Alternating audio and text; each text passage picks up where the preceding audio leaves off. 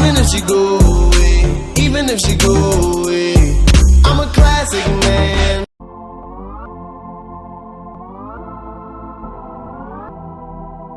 Welcome back to my channel, The Classic Manny. It is your boy and I am back with a story time. I know it's been a while since I last done a story time, and I know I get a lot of people requesting for them, but the thing is, I'm not one of them YouTubers that make up stories. I want my channel to be as authentic and as real as possible. I don't want to have lies, because lies do tend to bite you in the butt.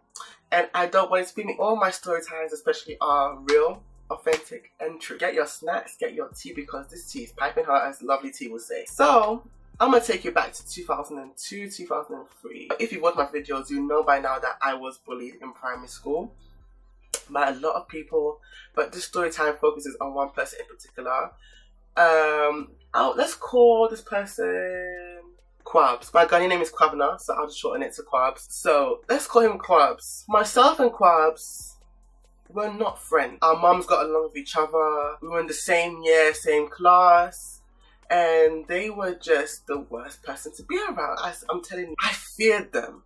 I actually feared them, and it was something that was a big problem. They would go and say stuff about me. A lot of them were fabricated. A lot of them, they didn't know if it was real or not, or they would come for me in every way, shape or form. I don't think I was bullied physically, but I was bullied verbally. Thank God I was not bullied physically, because I would have to fight back. That is when I would have to fight back, and at that time I couldn't fight like now.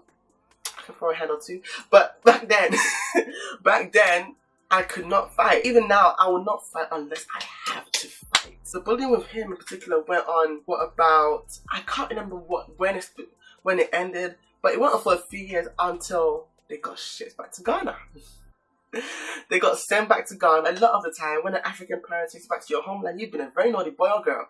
So that is what I'm guessing it was, or maybe the education was not good enough for the mom, so she said that. I don't know. I just think it's the first option, to be honest. When I found out they had been shipped back to Ghana, I was like, Lord, thank you. I give you all the glory. I felt, even though the bullying did not stop, I just felt happy that I had one less bully. As the years went by, I forgot about their existence completely. I was like, so let's fast forward to, I would say year 9. So year 9, so that was 2009. Let's fast forward to many years later. My mom comes back from picking my little sister from school, and she tells me that, oh, Cuz is back from Ghana. And I'm like, who? Because for me, I wasn't being, not the who as in the shady who. I was like, who? they both sound shady, so, but you get what I mean. So I was like, who is Quabs? And my mom was like, oh, Auntie so-and-so's son. I'm not going to say her name. Auntie so-and-so's son. I'm like, she has a son? My memory is, that's how bad my memory is. My memory will actually be cancelled. If I want to forget about you, I'll cancel you. My mom was like, oh, he told me that he really wants to see you. That he wants to apologize for what he did to you when you were younger. Once my mom said that, the flashbacks hit me like a truck. I was like, oh, Quabs. Okay. I was just startled that he even remembered who I was. Later that year, my auntie's father passed away. As I was sitting at this funeral, I can see that someone keeps staring at me. And I'm like, why do they keep staring at me? So I asked my friend on my right, who is he? Because he keeps staring at me. Like, oh, that is Quabs. I'm like, oh, God. I was like, first of all, this is not how Quabs looked like when he left this country. This is not me being shady. This is me being factual. Quabs did not look like Quabs. Quabs that got all the girls? That's you? I just sat there and sipped my Supermalt. By this time, he knew that I knew who it was because I made it quite obvious, like, who is he? And my face kind of said, I'm very facially expressive, so how I feel automatically reads on my face. So I wanted to get another Supermalt. The thing is, I could have easily squeezed between the tables and gone across to through the dance floor to the other side, or I could have gone around the other way, but I, being the petty man that I am, decided to go to the right, to the 7 area. So as I'm walking past, I see they tried to get my attention, like a click. I walk past. That was the first time I unofficially met Quabs. This is not where the story ends. The story does not end here. Okay, this is the part where I have to take out some parts, because if I say everything as it is, some people will know who it is. A lot of people, I should say, will know who it is. A year or two later, there's an event that involves my family member and Quabs' family member. I'm not going to go any further than that. So myself and my other sister Diana, who you probably saw on my channel, we got to the event very late. So we sat on our rows. So you know how Catholic churches are. So there's that long, what's the word? There's a long walking area in the middle. There's rows of chairs on either side of that walking area. So we sat on the left side because that's where our family was told to sit. Again, with this staring thing, I look a little bit and it's Quabs again. I'm like, Quabs, you love to stare, don't you? Because I knew cars were going to be there, my fashion sense went up a notch. You know, I took it up. Man. I'm not pleasing anyone, by the way. I'm doing this because I'm trying to start on these motherfuckers. I'm trying to look the best I've ever. I'm trying to let them know that Manny is Manny. And you can never stop Manny from being Manny.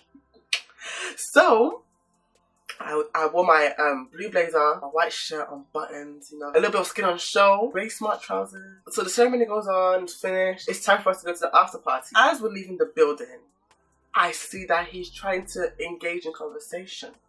I walk past again. I was like, I'm not talking to this nigga. Like, what are we going to talk about? I have nothing to talk about with Chips. So it got to party for the event.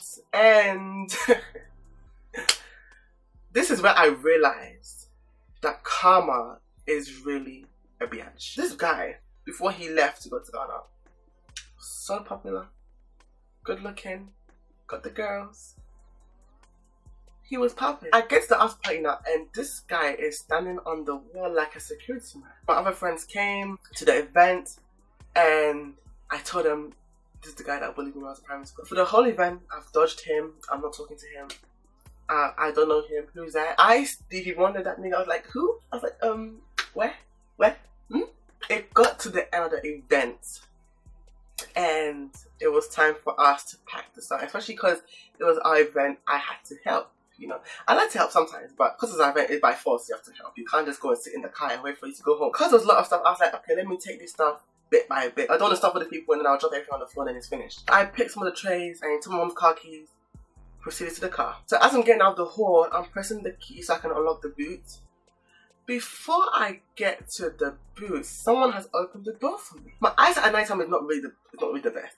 So I look properly and I see that it's Quabs. Either I said thank you or I gave a cheeky smile. One of the two. I definitely said thank you because that is what allowed him to start talking to me. So the first time I put up in the car, he asked me, oh, how have you been? I said, oh, fine, thank you. I walked back up, and as I was walking back up, I was shaking my head and just laughing. I was not laughing out loud, but I was like laughing to myself and just shaking my head. I brought more stuff to put in the car, unlocked it. This guy has run back to the car again. This guy came to play security man because he was just standing by the wall, opening doors. I'm like, thank you, sir. I went back again, second time, unlocked the door, my mom's car key. He opens. I say thank you. He asks, what grade did I get? I lied. I'm like, I'm not telling you what I got. None of your business. I said, I got esta. I'm joking. I didn't really lie like that. I gave realistic sounding grades, even though they weren't even close. I gave realistic sounding grades, walked off, came back, what uni going to? It was so repetitive. I was tired. But the thing is, I don't think I got my apology. Ghanaians love to lie. They say, oh, I want to do something, they don't do it. I learned a lot from this experience. I learned that sometimes no reaction is the best reaction. Me not reacting in a bad way when he bullied me in primary school really got to him. If I reacted, I don't think he'll have this remorse. Another thing I learned from him is that karma is so sweet if you just let it do its job. I never thought that there'll be a time where they will experience what I experienced. Because I was not the smartest. I was not the most popular. I was not who I am today. And they thought who I was back then was who I was going to be forever. You ain't God, baby. You are not God. You have never been God, and you will never be God. There's only one person that can control my life. There's only one person that knows my future, and that is the Lord Jesus. This turns into a sermon, but that is just the tea. I want everyone that has been bullied. I want everyone that's still affected by it. I want everyone that even bullies people. I want you to know that nothing lasts forever. No pain lasts forever. A lot of bullies, sometimes they put what is happening to them on other people, and that is not how you deal with it. That's not how you deal with situations. I really want Ghanaian parents to stop pitting kids against each other. My mom is the best mom I could ever have, because what made me different from a lot of other Ghanaian kids, or just kids in general in my school, was that she never compared me to another child. It was always the other kid's parents. And I would say it's had an impact on why I don't get along with some of them. It has an impact on why they don't like me or they can't tolerate me, because their parents have put in their mind that, oh, Emmanuel is better behaved. Because for me, I was not as smart as a lot of people, but my mom never made me feel like I was dumb. The way my mom raised me is reflecting on me as a person today. I don't compare myself to people because sometimes they don't compare where they don't compete. I don't compare where I don't compete. I believe that in that particular situation, it was from that. I believe it stemmed from a lot of comparison, a lot of talking from maybe their parents, maybe the adults that were with their parents. So I hope you enjoyed this story time. It has been a while since the story time. I hope you enjoyed it, and if you liked it, big thumbs up. Comment down below your experience. Comment down below any advice you want to give to anyone that's been bullied. And don't forget to subscribe and hit that notification bell to know when I upload a video. I do aim to upload weekly. I might have to go back to every 2 weeks when I go back to university because it's final year. So thank you so much for watching once again. And don't forget to always do you and be unapologetic.